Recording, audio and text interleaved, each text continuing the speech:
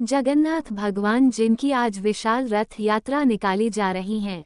कहा जाता है इस यात्रा में भाग लेने या रथ को खींचने से व्यक्ति के समस्त पापों का नाश हो जाता है।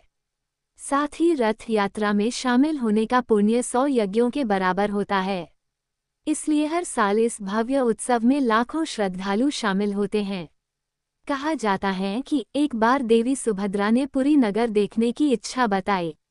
तब भगवान जगन्नाथ और बलभद्र उन्हें रथ पर बैठाकर नगर भ्रमण के लिए निकले और रास्ते में अपनी मौसी गुंडिचा के मंदिर में कुछ दिन के लिए रुके। तभी से इसी घटना की याद में हर साल रथ यात्रा निकाली जाती है। तीनों रथ गुंडिचा मंदिर तक जाते हैं और 7 दिनों तक वहीं रहते हैं।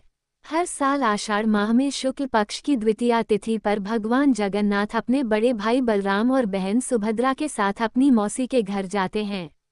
इसे ही जगन्नाथ रथ यात्रा कहा जाता है।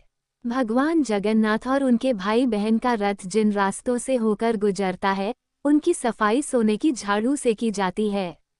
इसे 4 धाम में से एक धाम माना जाता है। इस रथ यात्रा में 3 रथ होते हैं। बलराम जी के रथ को तालध्वज कहते हैं, जिसका रंग लाल और हरा होता है। देवी सुभद्रा के रथ को दर्पदलन कहा जाता है, जो काले और लाल रंग का होता है। और भगवान जगन्नाथ के रथ को नंदीघोष या गरुड़ ध्वज कहते हैं। इसका रंग लाल और पीला होता है।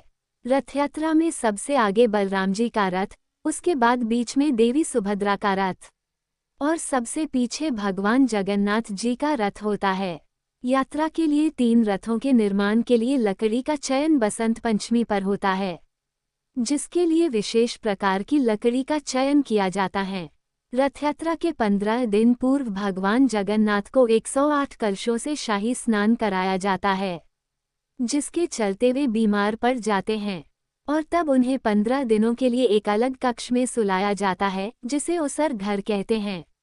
15 दिन बाद भगवान स्वस्थ होकर कक्ष से बाहर निकलते हैं और भक्तों को दर्शन देते हैं, जिसे नव यौवन नेत्र उत्सव भी कहते हैं।